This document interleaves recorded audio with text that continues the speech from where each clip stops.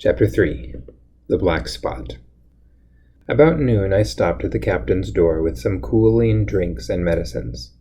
He was lying very much as we had left him, only a little higher, and he seemed both weak and excited.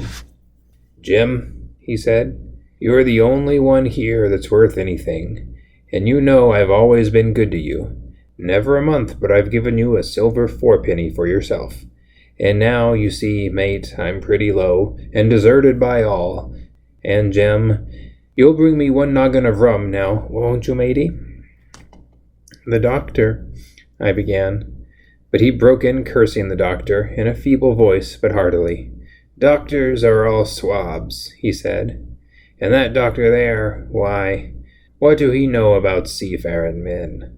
I've been in places hot as pitch, and mates droppin' round with yellow jack, and the blessed land a-heavin' like the sea with earthquakes. What do the doctor know of lands like that?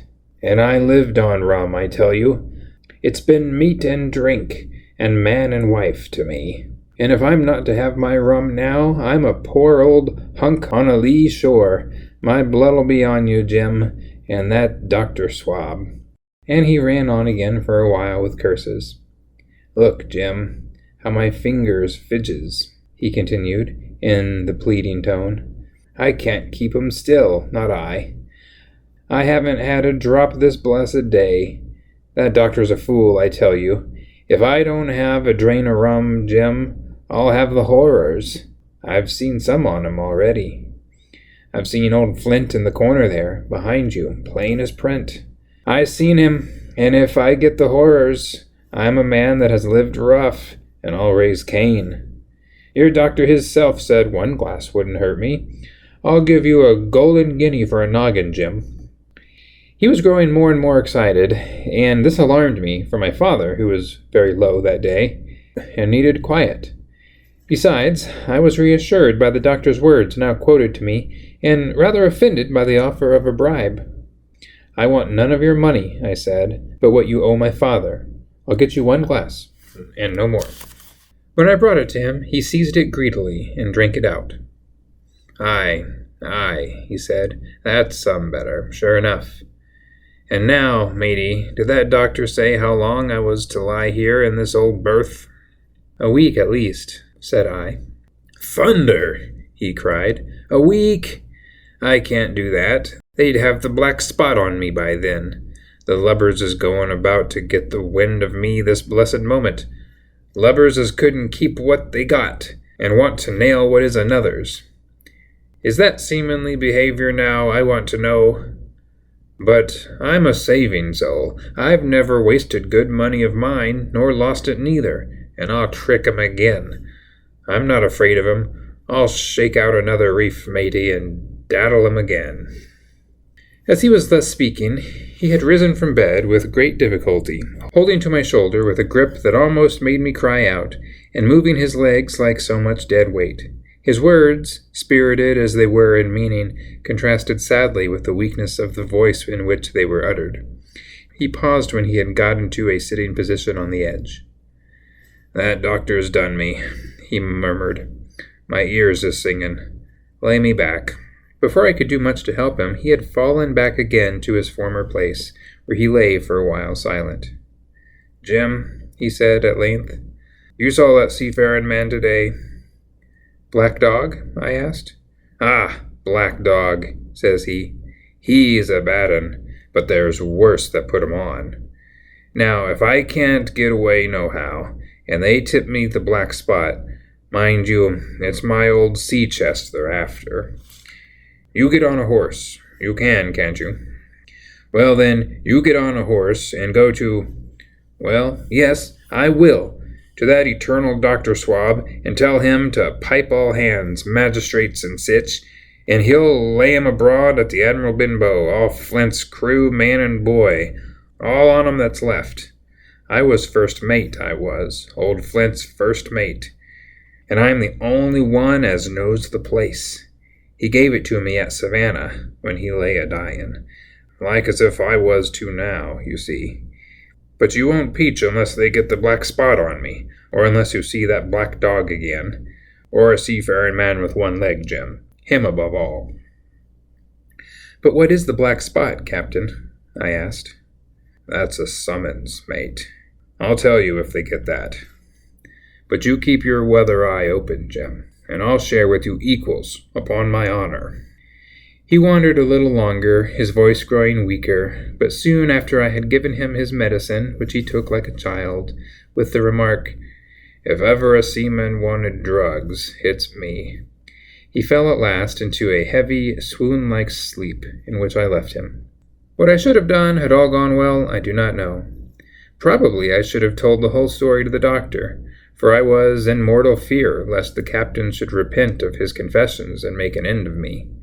But as things fell out, my poor father died quite suddenly that evening, which put all other matters on one side. Our natural distress, the visits of the neighbors, the haranguing of the funeral, and all the work in the inn to be carried on in the meanwhile, kept me so busy that I had scarcely time to think of the captain, far less to be afraid of him. He got downstairs next morning, to be sure, and had his meals as usual, though he ate little, and had more, I am afraid, than his usual supply of rum, for he helped himself out of the bar, scowling and blowing through his nose, and no one dared to cross him. On the night before the funeral he was as drunk as ever, and it was shocking, in that house of mourning, to hear him singing away at his ugly old sea-song. But, weak as he was, we were all in the fear of death for him, and the doctor was suddenly taken up with a case many miles away, and was never near the house after my father's death. I have said the captain was weak, and indeed he seemed rather to grow weaker than regain his strength. He clambered up and down stairs, and went from the parlor to the bar and back again, and sometimes put his nose out of doors to smell the sea, holding on to the wall as he went for support, and breathing hard and fast like a man on a steep mountain. He never particularly addressed me, and it is my belief that he had as good as forgotten his confidences. But his temper was more flighty, and, allowing for his bodily weakness, more violent than ever. He had an alarming way, now, when he was drunk, of drawing his cutlass and laying it bare before him on the table. But, with all that, he minded people less, and seemed shut up in his own thoughts, and rather wandering. Once, for instance, to our extreme wonder, he piped up to a different air, a kind of country love song that he must have learned in his youth before he had begun to follow the sea. So things passed until the day after the funeral, and about 3 o'clock of a bitter, foggy, frosty afternoon, I was standing at the door for a moment, full of sad thoughts about my father, when I saw someone drawing slowly nearer along the road. He was plainly blind, for he tapped before him with a stick, and wore a great green shade over his eyes and nose, and he was hunched, as if with age or weakness, and wore a huge old tattered sea-cloak with a hood, that made him appear positively deformed. I never saw in my life a more dreadful-looking figure. He stopped a little way from the inn, and, raising his voice in an old sing-song, addressed the air in front of him. "Will any kind friend inform a poor blind man, who has lost the precious sight of his eyes in the gracious defense of his native country, England, and God bless King George, where or in what part of this country he may now be?" "You are at the Admiral Benbow, Black Hill Cove, my good man," said I. "I hear a voice," he said, "a young voice. Will you give me your hand, my kind young friend, and lead me in?"